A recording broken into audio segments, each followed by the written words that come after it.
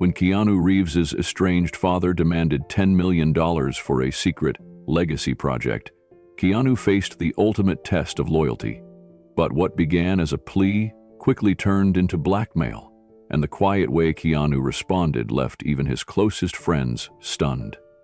What did he uncover, and why did it nearly destroy him? Before we continue this incredible story, let us know where you're watching from. If you enjoy stories like this, subscribe to the channel, because tomorrow we have another inspiring story you won't want to miss. The cabin sat nestled among towering pine trees in the remote hills of northern British Columbia. It was the kind of place you had to want to find. No paved road, no cell signal, no signs, just silence, nature, and space to think. Keanu Reeves had come here often over the past decade when he needed to be still. No cameras, no press, no scripts.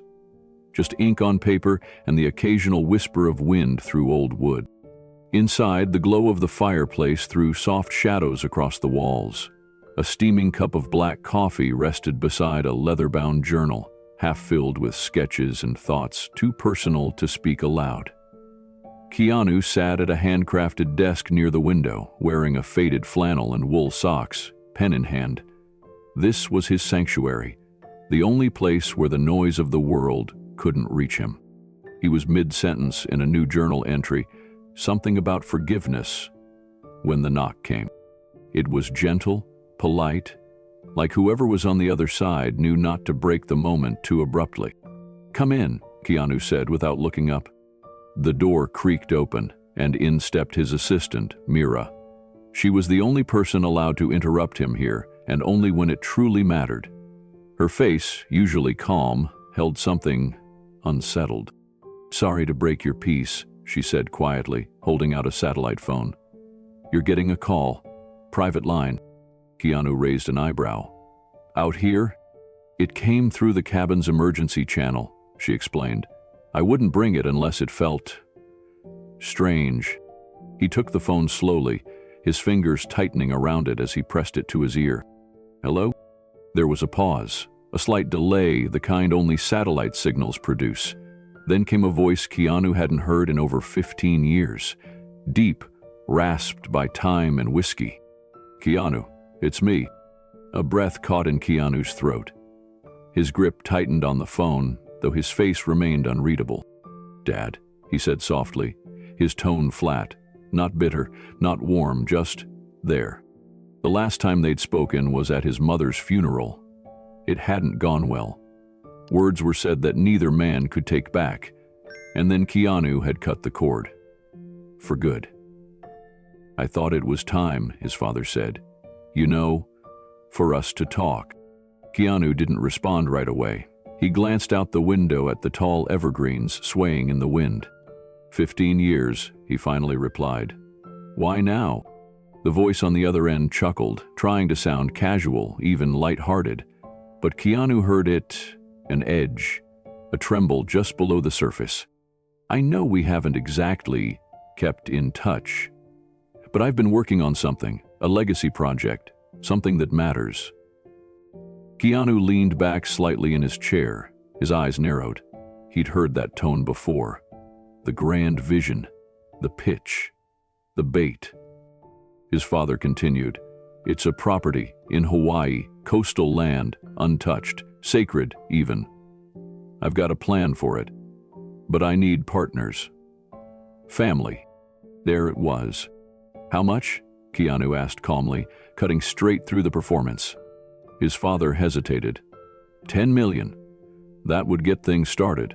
And you wouldn't just be investing, you'd be protecting your name, your future, ours. A long silence followed. Keanu stared at the flickering fire.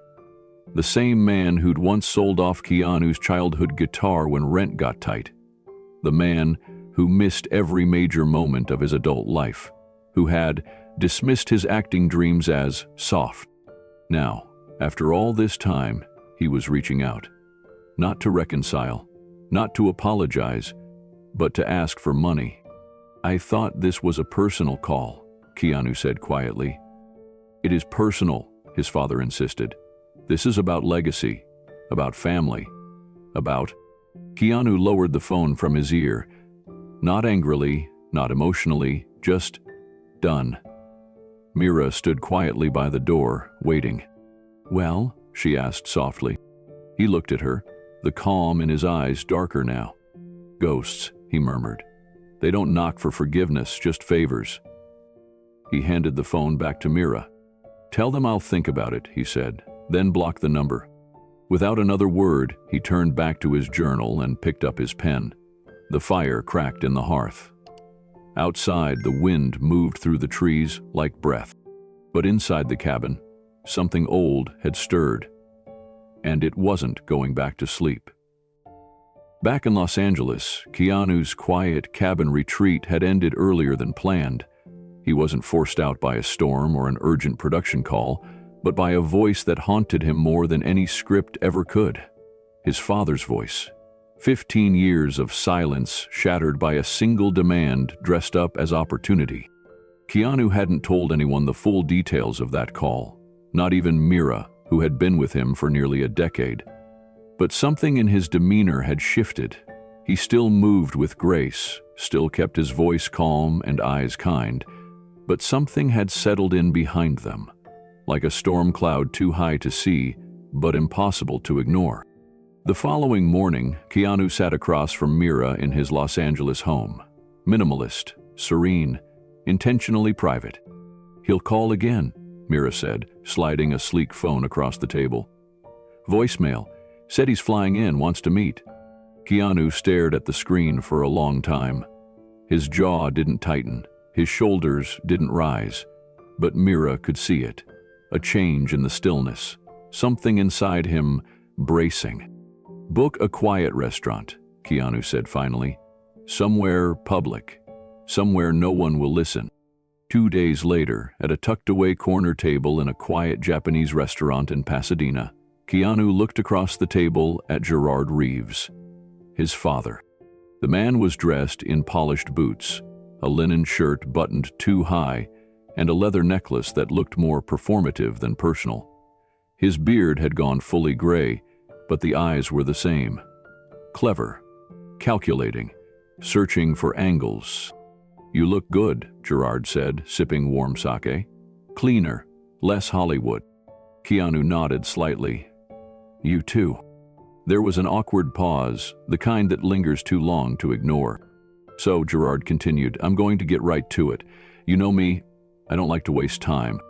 Keanu raised a brow. That was new. Gerard used to waste hours spinning tales of business schemes that never took off, spiritual ventures that never got built. "I found something," Gerard said, lowering his voice slightly, as if to lend it more weight. "A place. On the Big Island. Untouched cliffside land. Real Hawaiian soil. Sacred." Keanu said nothing. Gerard leaned forward. "I want to build something honest there. Not a resort, not a spa, a retreat. A space for storytelling. Filmmakers, writers, actors, they'd come not to sell something, but to find something. Spiritual clarity, creative purity, like a sanctuary for artists." It was the kind of pitch Gerard had perfected, spiritual lingo tied to creative language wrapped in just enough idealism to sound noble. But Keanu wasn't 20 anymore. He didn't fall for dream talk, not from this man. "And what do you want from me?" Keanu asked calmly. Gerard didn't flinch. $10 million, up front. I have blueprints, architects, even a blessing from a local cultural liaison, but I need funding. You'd be co-founder. Quietly. I know you don't like being the face of things, but this would be yours too. Keanu folded his hands. Why me? Because it's your legacy too, Gerard said quickly. You're an actor, an artist. You understand the need for stillness, reflection. This land, it could be the place we finally build something together, something real. It was that word, together, that hit the hardest.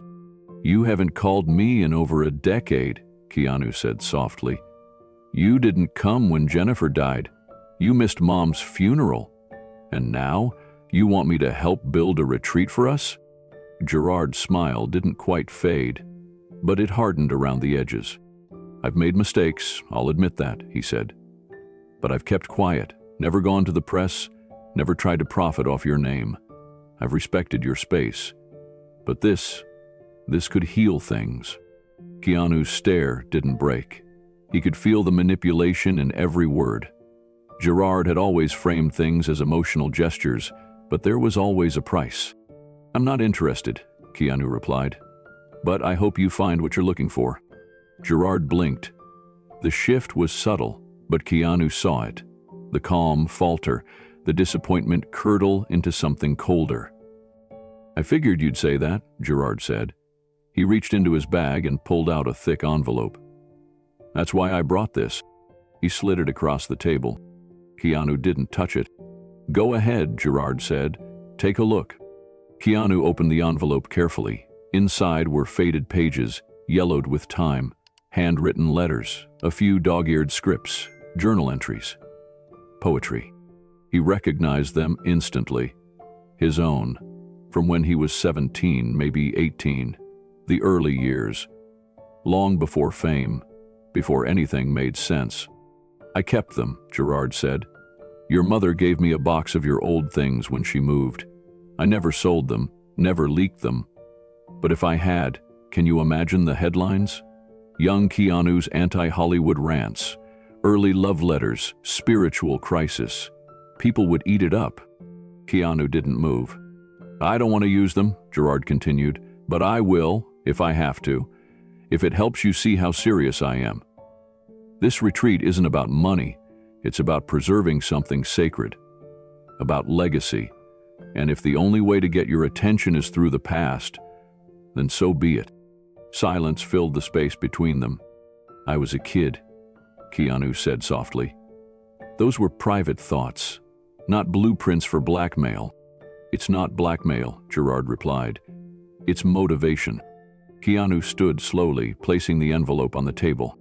"I'm not ashamed of who I was, and I'm not afraid of what people might find in those pages," he said, "but I am done being manipulated." He placed a $100 bill on the table. "Dinner's on me," he said. "That's all you're getting." And he walked out. Gerard sat there alone for a long moment, sake untouched, envelope between his fingers. He stared at the door, as if expecting Keanu to return. But he didn't. Outside, Keanu exhaled, the cool night air brushing against his face. The quiet of the restaurant was replaced by distant traffic and rustling trees. But inside, something much louder stirred. Not rage, not heartbreak. Clarity. This wasn't a reunion. It was a transaction. And Gerard had made that clear the moment he reached for a memory and tried to turn it into currency. But Keanu had learned something long ago. His past wasn't a weapon. Not anymore. Not even in his father's hands. For a few days after the call, Keanu tried to shake it off. Back at his cabin, tucked into the California mountains, he returned to the silence that had always soothed him. Quiet mornings with herbal tea, afternoon walks through pine trees, the fire crackling softly at night. It was a rhythm that made him feel grounded. But something had shifted. Even as he tried to write, either in his journal or a new film concept he'd been quietly developing, the echo of Gerard's words lingered like a bad melody. Not just the request for money, but the threat behind the smile. Letters, scripts, memories. Then, without warning, it happened. His assistant Maya arrived breathless one morning, tablet in hand. "You should see this," she said, flipping the screen toward him. Keanu stared at the headline. "Keanu Reeves's long-lost father breaks silence. I helped build his career from day one." Underneath, a photo of Gerard, taken in front of what looked like a tropical veranda. Sunglasses perched lazily on his head, a confident smile spread across his face, like he'd been waiting years to say this. The article was worse than the headline. Gerard claimed he had guided Keanu's early creativity, showing him old foreign films, exposing him to Buddhist texts, and helping him sculpt a worldview that later shaped The Matrix. He mentioned early writing sessions on napkins and unseen letters Keanu wrote him as a teenager. He talked about a spiritual retreat idea they had once dreamed up together, planting the seeds of his new venture. The final line stung most of all. Keanu wouldn't be who he is without me. That's just the truth. Keanu set the tablet down slowly, as if it might explode. For a moment, the cabin fell back into stillness. But inside him, everything churned. Not because of the article itself, he had endured plenty of gossip over the years, but because Gerard wasn't doing this for truth. He was manipulating the one currency Keanu had guarded most of his life: privacy. Within hours, the media picked it up. Entertainment Buzz ran a segment asking whether Reeves's spiritual wisdom came from his mysterious father. The Daily Pop Show featured a roundtable of talking heads speculating whether the monk-like actor was hiding a much more complex family legacy. Hashtags like Father of the Matrix and Reeve Reunion began trending. Keanu didn't respond. Publicly, he remained silent. No press release, no denial. But behind the scenes, the foundation trembled. His manager, Jordan Fields, called first. "Keanu," he said, trying to keep his tone neutral, "I don't want to add to the fire, but this is getting traction. And fast." Keanu exhaled. "I know, I saw it." "He's selling himself as your muse," Jordan added. "It's going to get worse." Then came a call from his first acting coach, Maria Vela, now retired in Oregon. She spoke with the warmth of a woman who had taught Keanu how to cry on stage and mean it. "I read the article," she said. "That man wasn't at a single rehearsal. I remember you walking miles to class, alone, tired, quiet, hungry sometimes, but you never complained." Keanu swallowed hard. "Do you want me to say something?" Maria offered. "No," he said gently. "Thank you. I just needed to hear your voice." That night, he didn't sleep. Instead, he sat in the cabin's loft, the moonlight painting long shadows across the wood floors. He read through some of his old journals, his real ones, filled with scribbled screenplay ideas, doodles, and lines of poetry that never saw the light of day. There was no mention of Gerard in them. Not because Keanu had erased him, but because even then, his father had been absent. The next morning, his longtime meditation mentor, Ezra, an 82-year-old former monk who had once lived in Kyoto, visited him. They sat quietly on the porch before sunrise, wrapped in thick robes, drinking green tea. Ezra didn't speak for a long time. Then he said softly, "A man who enters through the back door will always be seen in the wrong light." Keanu looked at him. "You think I should do something?" "I think," Ezra said, "you must ask yourself if silence is peace or avoidance." For Keanu, silence had always been armor, but now, for the first time, he felt it becoming a prison. 2 days later, Gerard gave another interview, this time on a live stream hosted by a popular celebrity gossip influencer. This time, the claims became sharper. He said he had letters, handwritten, where Keanu poured out his soul and admitted how much he learned from his father. Then he said something that twisted Keanu's stomach.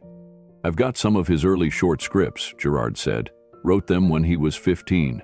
One of them? Eerily similar to the plot of John Wick. People might want to see where that really came from." The host leaned forward, wide-eyed. "You're saying you influenced John Wick?"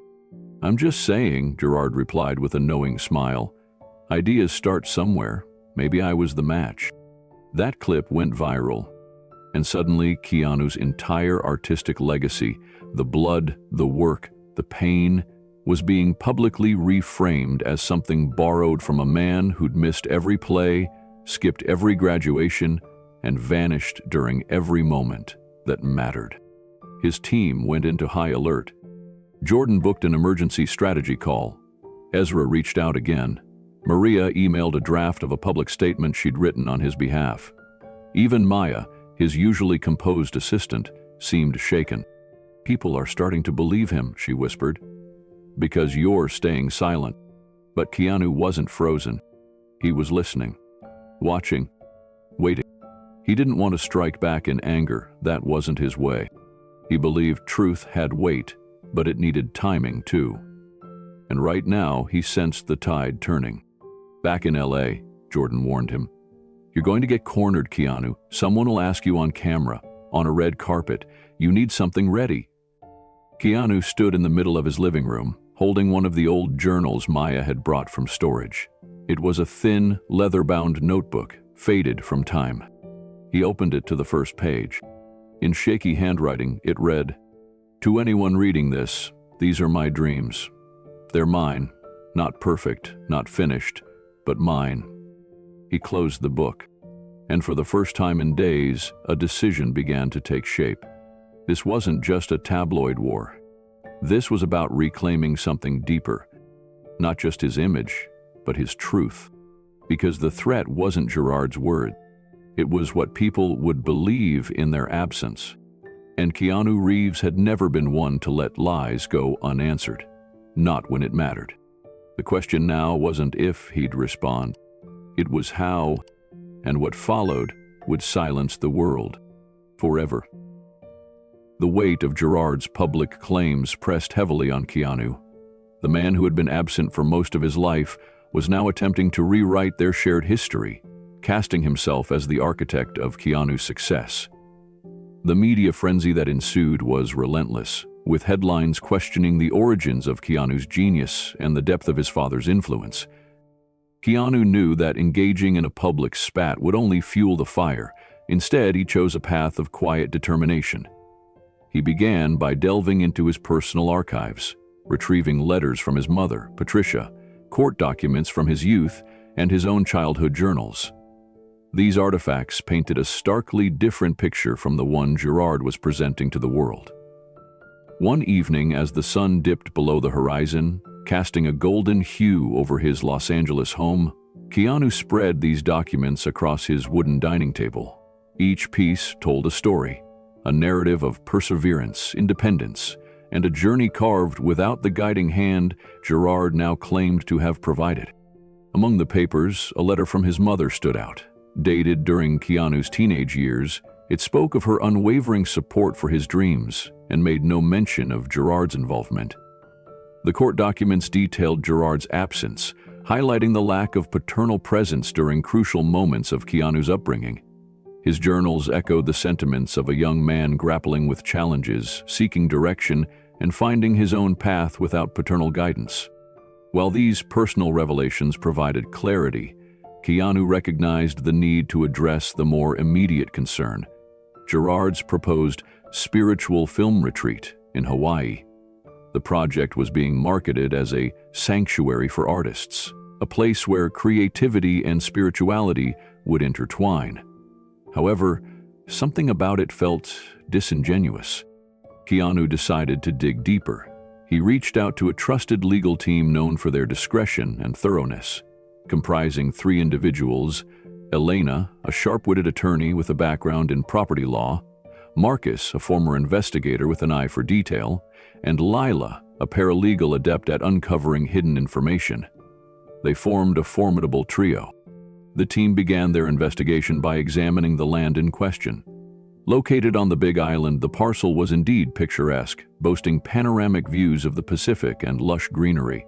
However, its beauty was more than skin-deep. Historical records revealed that this land was designated as a sacred burial ground, protected under Hawaiian law. Development on such sites was strictly prohibited to preserve the cultural and historical significance. Further scrutiny unveiled more troubling details. Gerard had been attempting to acquire permits for construction, but his applications were riddled with inconsistencies. Some documents bore signatures that appeared forged, while others misrepresented the nature of the intended development.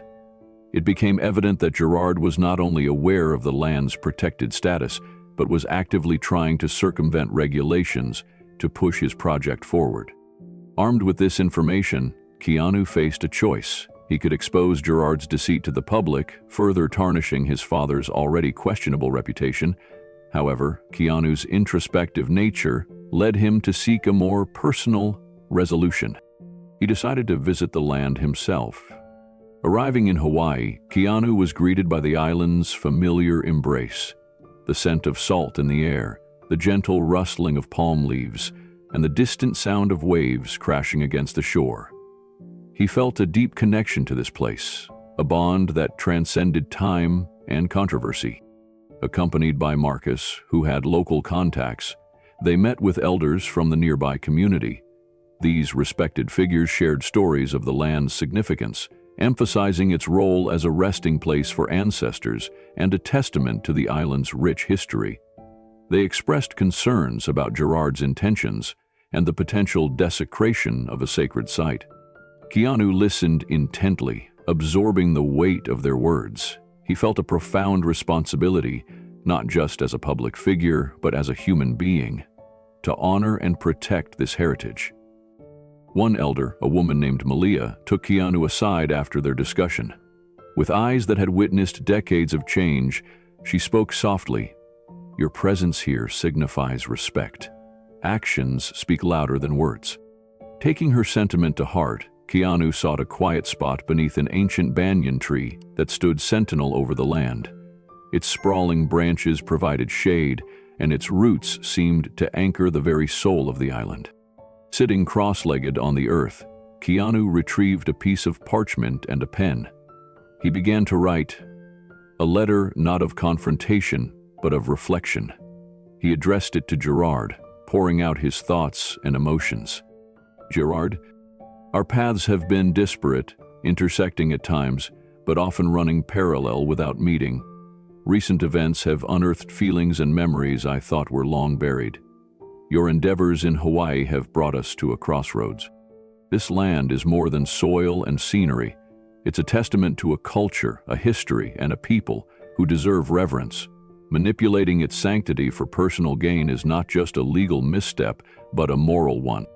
I won't engage in public disputes or media spectacles. Instead, I choose this, an appeal to the man you are and the man you can be. Reflect on your actions and their repercussions. I hope you find clarity." Keanu. Folding the letter, Keanu placed it in a small, weathered box he'd brought with him. He dug a shallow hole at the base of the banyan tree and buried the box, marking the spot with a simple stone. As he stood, a sense of peace washed over him. He had taken action, not through retaliation, but through introspection and respect. The land remained protected, and he had voiced his truth in a manner aligned with his values. Returning to his life in Los Angeles, Keanu remained silent on the matter publicly. The media eventually moved on, as it always did, to the next sensational story. Gerard's project quietly dissolved, unable to withstand the weight of legal scrutiny and lack of support. In the end, Keanu's response was emblematic of his character. He chose integrity over indignation, reflection over retaliation. And in doing so, he not only safeguarded a sacred land, but also reaffirmed his own principles. It was nearly midnight when Keanu's phone buzzed. No caller ID. He stared at the screen for a long moment, debating whether to answer. The silence in the room was thick, broken only by the soft hum of a standing fan in the corner of his modest LA home. The fire in the stone fireplace had long since dimmed to embers. He picked up the phone. "Hello?" There was a beat of silence, then the slow, familiar voice on the other end. "Still awake, son?" Keanu didn't speak right away. He leaned back in the armchair, eyes tracing the shadows dancing along the ceiling. He had been expecting this call. "It's late," he finally said. "That's never stopped us before," Gerard replied, his voice less forced than usual. "I wanted one last conversation before you force my hand." Keanu's fingers flexed on the armrest. "What do you want?" "I've spoken to a collector," Gerard continued, ignoring the coldness in Keanu's tone. "He's very interested in your old letters, your short stories from when you were a teenager. Even those handwritten poems about your sister. He said they'd fetch a good price, especially if he leaks them before your next project launches."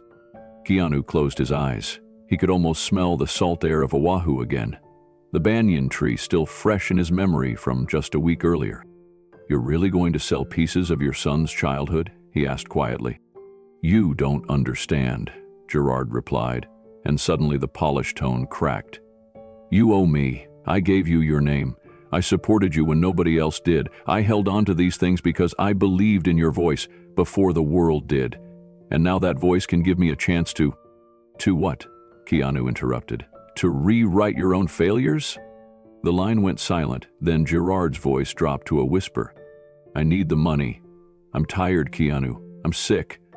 I want one last win before I go. Keanu let the words sink in.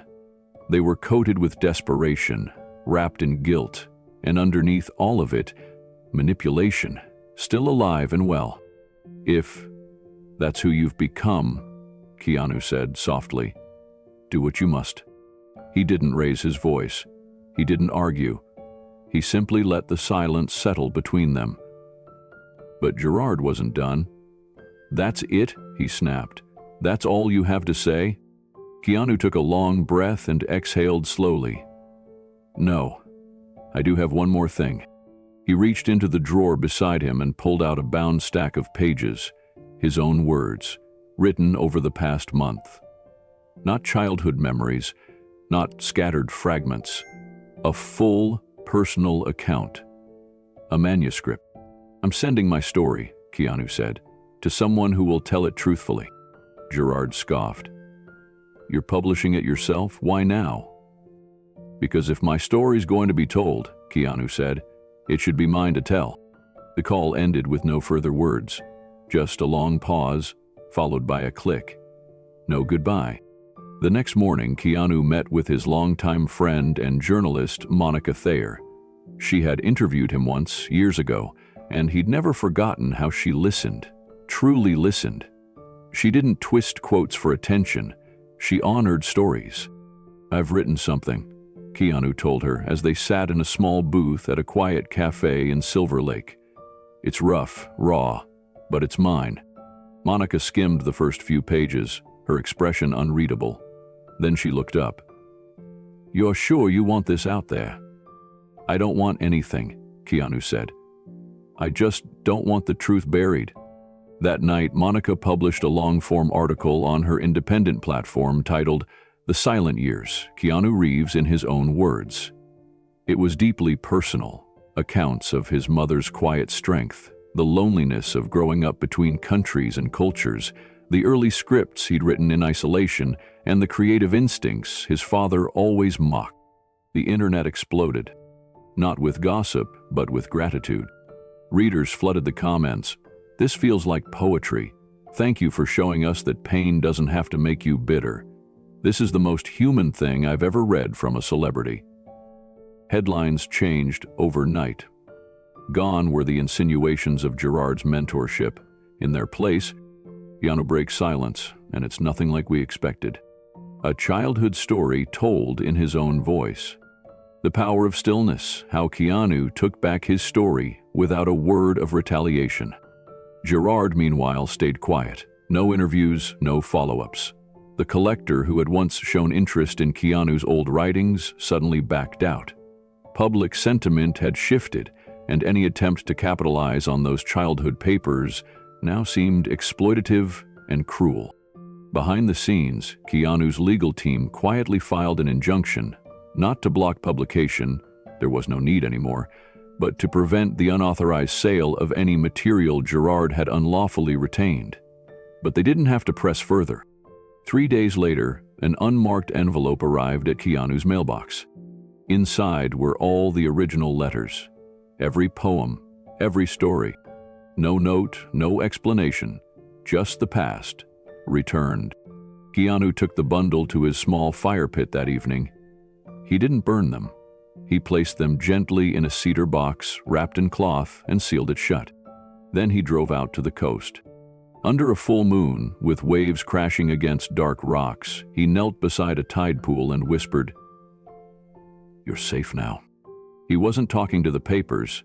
He was talking to the boy who wrote them. For the first time in decades, that boy finally felt heard. Keanu didn't need applause. He didn't need revenge. He had reclaimed his name, not with fury, but with truth. And this time, he didn't have to hide a single page. The morning after Keanu's manuscript went live, the world shifted. It started quietly, a few reposts, a couple of thoughtful shares. But within 24 hours, the internet was ablaze. Not with controversy, not with speculation, but with something far rarer. On Twitter, thousands of fans posted the hashtag #HeardByKeanu, each sharing their own story. Stories of estranged fathers, of letters never sent, of childhood journals tossed in anger or kept hidden in closets. Some were angry, some were heartbreaking, but most were redemptive. Reading Keanu's story felt like reading my own, one user wrote.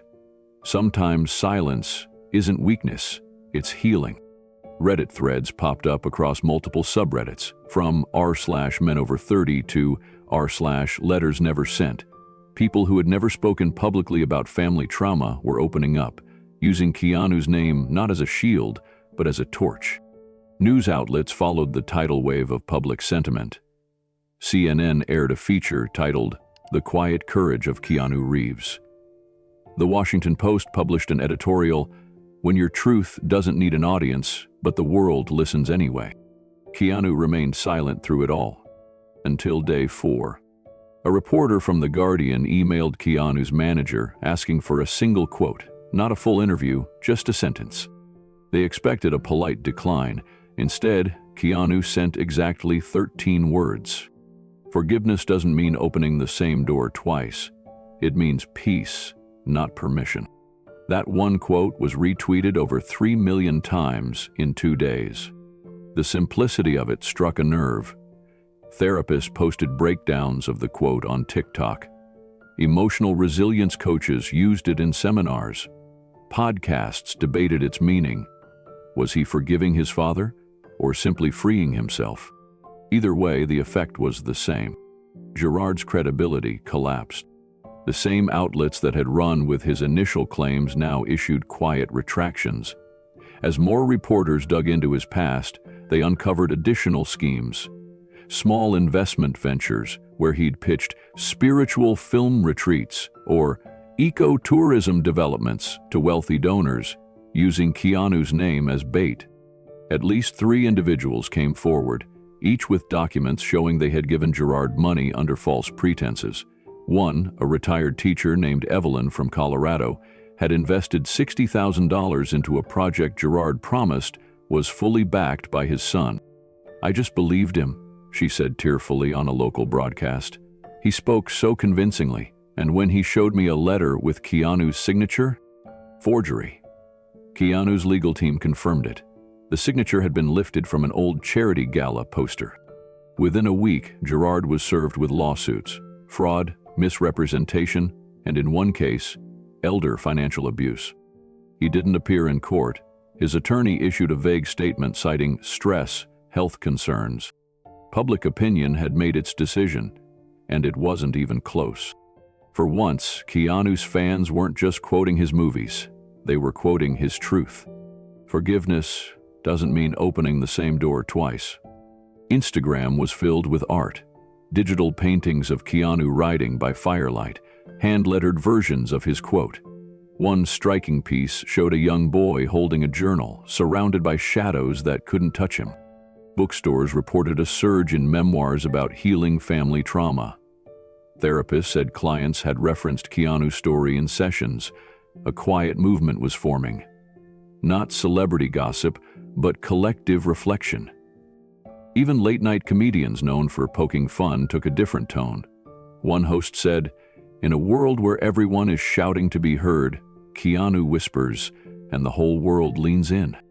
Meanwhile, Keanu stayed mostly offline. He returned to his cabin in Northern California.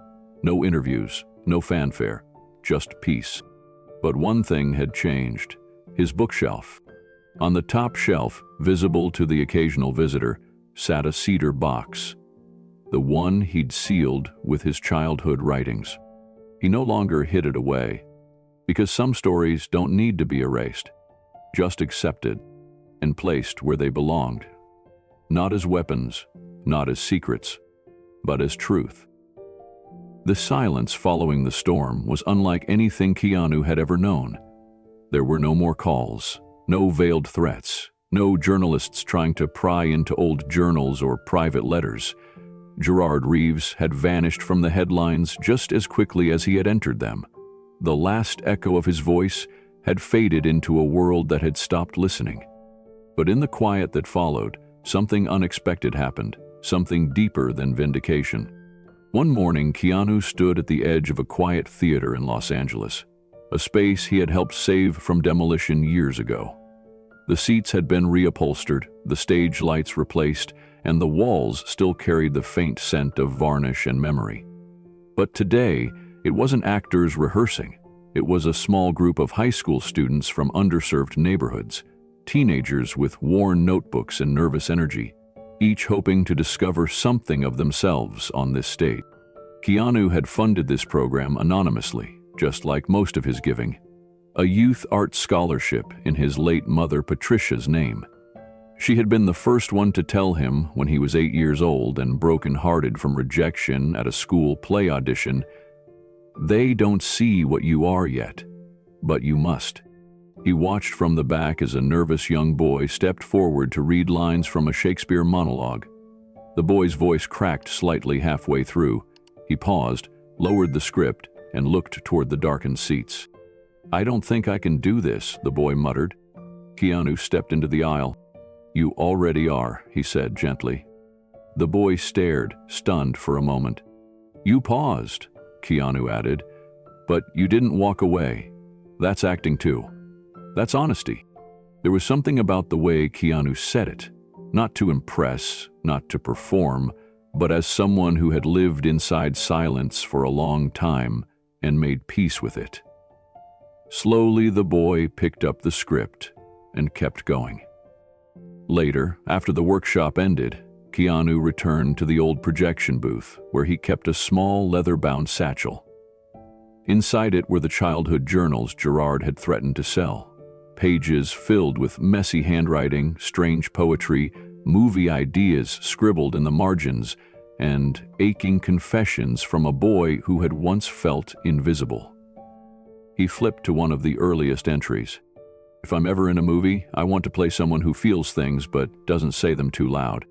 Another read, "I hope one day someone will see me and not walk away."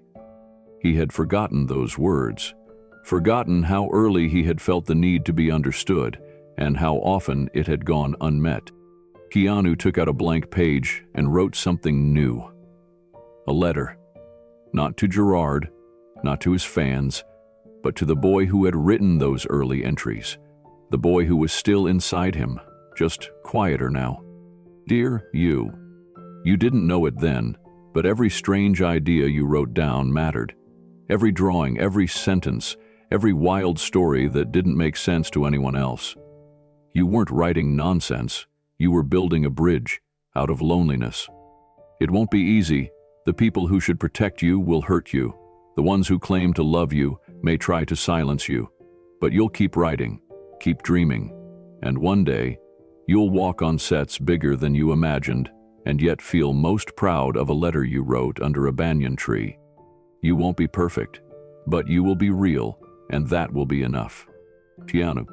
He folded the letter and placed it in the back of the journal. Then, he slipped all the notebooks into a cloth-wrapped box, labeled simply, "To be shared." That week, Keanu made a rare decision. He would donate selected pages from his childhood journals to the youth program's archive, accompanied by a recorded reading where he'd narrate them himself. Not the full journals, not the vulnerable poems written after breakups or letters never sent, but enough to show the evolution of a dreamer. Enough to let young actors know that even the most confident figures started out uncertain and overlooked. In the recording studio, the director asked if he wanted any background music. Keanu shook his head. "Just the words," he said. "Let them breathe." He read with a quiet strength, occasionally pausing, occasionally smiling when he remembered what that boy had felt. One passage caught in his throat, but he didn't cut it. He let the emotion hang there, raw and real. When the video was released as part of the Youth Theater's fall series, the response stunned even the organizers. Teachers from across the country requested copies. Social workers reached out asking for permission to share it in juvenile programs. One letter arrived from a 14-year-old girl in foster care. "I didn't think someone like you could ever feel like someone like me. But hearing your old journal, I don't feel so alone anymore. Thank you for not hiding it." The journals had gone from a weapon used to threaten him to a tool used to heal others. Meanwhile, news of Gerard's land scheme had reached local authorities in Hawaii. With the help of Keanu's legal team, evidence of forged permit documents and deceptive fundraising was submitted to officials. Several individuals who had donated to the supposed spiritual retreat came forward with their own stories. A class-action suit formed quietly against Gerard Reeves. Keanu stayed far away from the proceedings. He made no statements, issued no press releases. There was no gloating, no retaliation, just closure, slowly taking shape through truth and time. Back at the theater, one of the students, a teenage girl named Mia, approached him after a session. "Is it true your dad tried to sell your journals?" she asked, not with mockery, but genuine curiosity. Keanu nodded. "Yeah," he said softly, "he did." "Weren't you mad?" "Sure," Keanu replied, "but mostly I was sad. Because he didn't understand what they were. He saw value in selling them. I see value in sharing them." Mia tilted her head. "Are you ever scared they'll still end up out there? Like someone else might publish them?" Keanu smiled gently. "If they do, they'll find the truth, and maybe it'll help someone." That night, Keanu sat alone beneath the same banyan tree he'd visited in Hawaii, having returned there on a short break. The air was heavy with rain but warm, almost like a blessing. He opened a new journal. The pages were crisp and blank. This time, he didn't write about pain or legacy or manipulation. He wrote about the teenager who found his voice again, about the stage that turned into a shelter, about the letters that once shamed him and now set others free. He wrote not to protect himself, but to preserve something for others. A legacy not built on fame, but on quiet courage. And when he finished, he smiled to himself, closed the notebook, and tucked it into his satchel. Because some stories are born in darkness, but the ones that endure are lit from within. Gerard Reeves vanished from public view as quickly as he had entered it. No press conference, no official statement, no retraction of his claims, just silence. The man who had so confidently spoken to reporters about Keanu's supposed debts in childhood writings simply stopped appearing. Some tabloids speculated that Gerard had moved abroad. Others suggested he had fled potential lawsuits stemming from his fraudulent land scheme. But for Keanu, none of it mattered anymore. He had made peace with what needed to be said, and more importantly, with what didn't. Weeks passed, then a month, then two. Keanu returned to the same quiet cabin where the first call had come in. The pine trees stood still, like watchful sentinels over a landscape that had held him through storms of emotion. The cabin was silent, but not empty. It now carried the weight of resolution, not the tension of unfinished business. There, on a small wooden table near the window, rested a box. Inside was the final letter from Gerard, no return address, no signature beyond his first name. Keanu had received it 2 weeks after the viral interview. He hadn't opened it then. In fact, he hadn't even touched the envelope since. It had sat in the same place, quietly asking to be read, silently daring to be ignored. But now it was time. He took the letter out and walked outside to the fire pit. The sun had begun to set, casting a golden glow across the tops of the trees. With practiced hands, he struck a match and lit a small flame. He didn't read the letter. Not a single word. He didn't need to. Whatever Gerard had written, pleas, justifications, maybe even apologies, it no longer had power here, not in this place, not over this man. Keanu watched the envelope curl and blacken in the fire, edges flaking into ash, the waxy seal bubbling, then disappearing. He didn't feel anger. He didn't feel sadness. What washed over him as the last remnants of the letter vanished into smoke was something simpler, lighter, peace. Letting go didn't always look like a dramatic confrontation. Sometimes it was quiet, sometimes it was lonely, and sometimes it was an act of defiance that only one person ever witnessed. He sat down on the bench beside the fire, pulled out his old leather journal, the same one he'd been writing in when the phone first rang, and began to write. Not because he needed to process it again, not because he needed closure, but because stories, real stories, don't end when someone walks away. They end when you stop letting that story control you. His final journal entry read, "The past doesn't define you unless you never leave it." He closed the notebook. A breeze moved through the trees, carrying the faint scent of pine and smoke, like the forest was breathing alongside him. Back in Los Angeles, journalists still searched for Gerard, but interest had faded. The noise had passed. What remained was Keanu's silence, and the grace within it. It had spoken louder than rebuttals, louder than lawsuits, louder than retaliation ever could. And in that silence, people had listened. Young actors had written to him, sharing how his story had changed them. Parents had reached out, saying they now understood their children better. Even an elderly fan had sent him a letter, simply saying, "You helped me let go of my brother. I've been holding on to his betrayal for 40 years. I think I'm done now." That, more than anything, meant something to Keanu. Pain, when transformed into wisdom, becomes something that can be shared, not as a burden, but as a gift. Gerard's last attempt at control had failed. But what it accidentally gave birth to was more powerful. A conversation about emotional boundaries, dignity, and choosing compassion without surrendering one's self-respect. Keanu had found a way to tell his story not as a reaction to someone else's narrative, but as a truth on its own. The handwritten letter he had buried beneath the banyan tree in Hawaii still remained there. It was never meant to be found. It wasn't a threat or a message to Gerard. It was a message to himself, a promise to never again carry the weight of someone else's guilt. The next day, Keanu left the cabin and returned to work, not as an escape, but as a continuation. His story wasn't over. His life hadn't been paused by conflict. He had things to build, roles to inhabit, people to love. And more than anything, he had a legacy to live. Not one shaped by someone else's demands, but one chosen intentionally, day by day. His team didn't mention Gerard anymore. They didn't need to. The silence around his name wasn't fear or avoidance. It was closure. As for the journals, Keanu still kept them, not in a locked drawer or a hidden vault, but on a shelf in plain sight. He'd even begun reading parts of them aloud during private acting workshops with young artists. "This is from when I was 15, he told one group. "I'd just lost someone I loved. I didn't know how to process it, so I wrote about a man who turns into a tree after heartbreak. Weird, right? But it helped." The students laughed with him.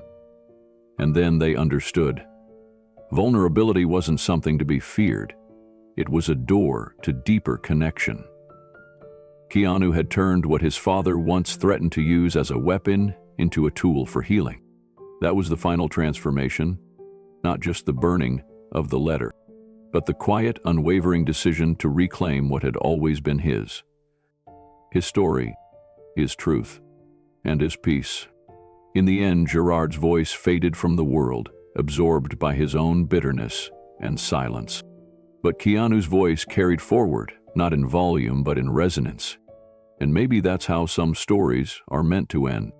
Not with a scream, but with a whisper strong enough to outlast the storm. In a world obsessed with confrontation, we often confuse silence for surrender. But sometimes, silence is the bravest answer of all. Keanu Reeves didn't shout. He didn't retaliate with lawsuits or interviews. He didn't try to outmaneuver his father in the press. Instead, he set a boundary and held it firmly, quietly, with grace. And that made all the difference. Gerard Reeves tried to force his way into Keanu's legacy. He demanded millions. He threatened exposure. He twisted the truth to stir sympathy. And when none of it worked, he disappeared into the shadows of his own making. But Keanu never allowed those shadows to pull him under. Instead, he rose by choosing peace over performance, integrity over ego. When Gerard tried to weaponize the past, Keanu transformed it into wisdom. He opened the very journals his father threatened to expose and shared them not with tabloids, but with young artists who needed hope. In doing so, he didn't just reclaim the narrative, he rewrote the meaning of vulnerability. He'd proved that the pages of your past don't need to be erased, they just need to be read in your own voice. But perhaps the most powerful lesson came not from what Keanu did, but from what he refused to do. He refused to meet manipulation with malice. He refused to mistake obligation for love. And most importantly, he refused to stay in a story just because someone else was still trying to write it. Boundaries are not betrayal. They are clarity. They are courage.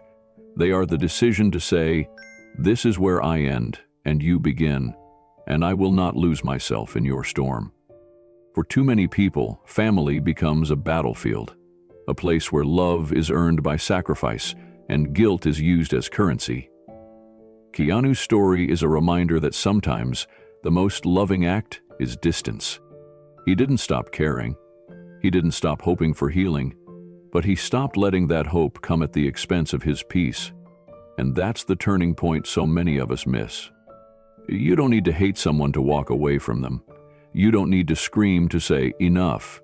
Sometimes, the strongest line you'll ever draw is the one you draw in silence. That's what Keanu did. He didn't just survive the emotional ambush from someone who should have protected him, he turned it into a moment of transformation. He created scholarships in his mother's name, built a safe place for vulnerable artists, and turned his own pain into purpose. That's not just strength, that's legacy. And it didn't come from power or money, it came from inner stillness, the kind that doesn't waver when storms rise. In the end, Gerard's name faded from the conversation. There were no documentaries made about him, no memoirs purchased, no articles reread. But Keanu's quiet decision to rise, to release, and to rebuild left something far more lasting. A lesson that echoed louder than any scandal. That when someone tries to weaponize your past, you can make peace with it instead. That when someone demands you play their game, you're allowed to walk off the field. That when someone tells you what you owe, you get to decide what your soul can afford. As we close this story, take a moment to think about your own life. Have you ever been pulled into someone else's storm? Have you ever stayed in a place too long because guilt wore the mask of love? Have you ever needed to walk away but were afraid of what others might think? If so, let Keanu's story remind you, stillness is not weakness. It is power under control. And sometimes, the loudest answer is no answer at all. His final journal entry said it best. The past doesn't define you unless you never leave it. So, if you've been waiting for permission to choose peace, consider this.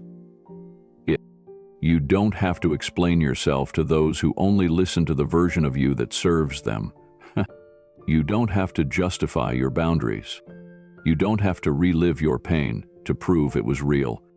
You are allowed to protect your peace, honor your truth, and move forward without dragging every old wound behind you. Because healing doesn't always mean reconciliation. Sometimes healing means turning the page and never looking back. And if you believe that kind of strength, the quiet kind, is the most powerful of all, drop a candle in the comments. Or a wave if you've ever chosen peace when chaos came knocking. Don't forget to like, subscribe, and ring the bell for more true stories that move the soul. We share new videos every week, stories of grace, redemption, and the quiet courage that changes lives. Until next time, remember, letting go isn't giving up. It's growing up.